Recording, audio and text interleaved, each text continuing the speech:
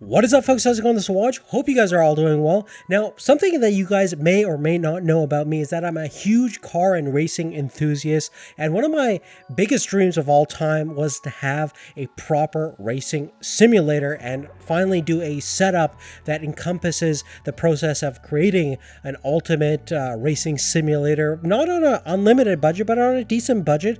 And thankfully, I'm now finally getting that opportunity to create that sim racing setup of my dreams, starting with perhaps probably the most important foundation piece of any good racing sim, which is the cockpit itself. Now, GT Omega has been creating racing cockpits for almost 10 years now. They kind of specialize in kind of lower end to mid-range cockpit designs, attachments, and accessories for racing simulators, but they just came out with their premium product called the Prime Cockpit. This is an extremely heavy-duty frame comprised of 160 by 40 millimeter aluminum profiles that incorporates a modular design that allows for a great level of adjustability and customization that allows you to fully utilize the specific components and attachments to make the ultimate racing sim. Now, a word of caution: when you get the Prime Cockpit, it comes fully disassembled in two large, heavy, cumbersome boxes. Again, you're dealing with super heavy-duty extruded aluminum construction, which is not going to be as light and as easy to move around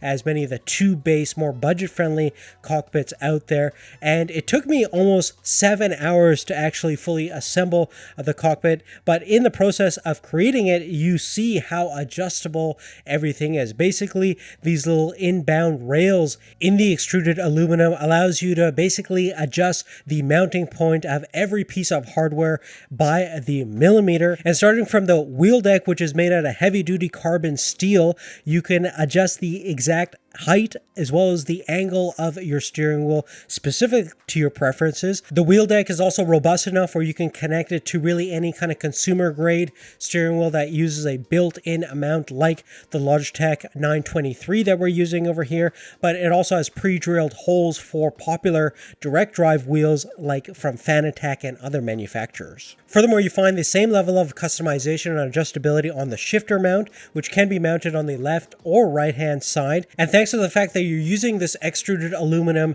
frame that allows for all of these different mounting points, you can easily attach future accessories and attachments as you see fit. Furthermore, the GT Omega Prime also allows for a pedal plate with multiple different height adjustments as well as different levels of angle attack, so you can find that ideal position for your pedals. The pedal plate itself has a lot of pre-drilled holes as well as allows for sliding attachments, so you can easily make it fit with any kind of pedals that are available out there for any kind of racing sim. Now, you can opt to either get the cockpit by itself and then provide your own racing seat since it has universal attachment points, or you can get a seat supplied by GT Omega. We have the RS6 seat over here. It's an ergonomic bucket style racing seat, has adjustability for both reclining as well as sliding, so you can find the perfect seating position based on your anthropometry. The faux leather-like material is made out of reinforced PVC, which is durable. It also has a decent amount of foam padding and bolstering, so you can easily sit on this thing for hours at a time without getting too fatigued. Now, due to the fact that we have an all-metal construction, and as long as you have everything fastened and tightened correctly, you're going to have an extremely stable, stiff platform that will be able to comply with the most powerful force feedback system that the industry has to offer. I remember back in the day when I connected my steering wheel that had a decent amount of force feedback onto my regular computer desk, everything would rattle and shake and definitely distract from the driving experience. It will never happen with a cockpit like this. As long as, again, you have everything tightened correctly, it's going to really comply with a very powerful force feedback system, and you're never going to have any kind of annoying rattling sounds or extraneous vibrations that are not supposed to be there in the first place. Furthermore, if you're going to enhance the force feedback system with a transducer or a butt kicker, you're also going to have that rigidity to comply with those external vibrations as well.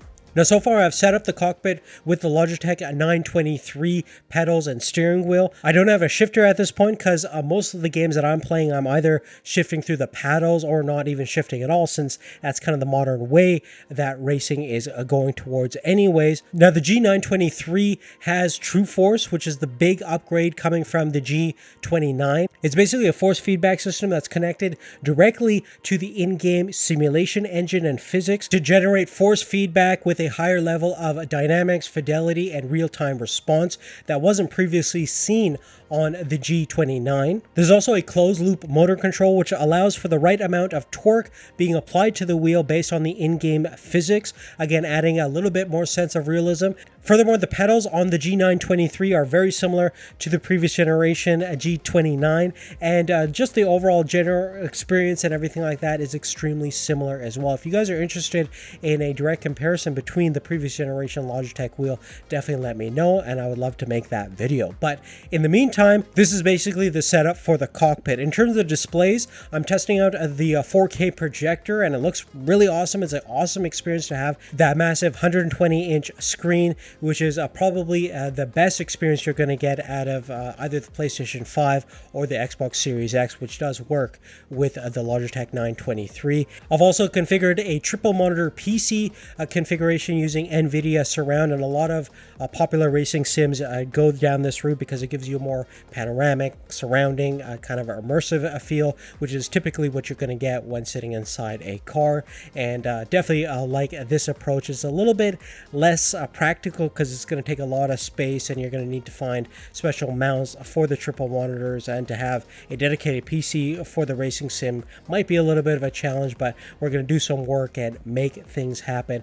We're going to be experimenting with some other hardware for this racing sim, so definitely stay tuned to the channel. Big thanks to GT Omega as well as Logitech for providing this gear and making this content possible in the first place, and an even bigger thank you to you guys for supporting the channel, subscribing, and liking the video. We'll see you real soon in the next one, and take care.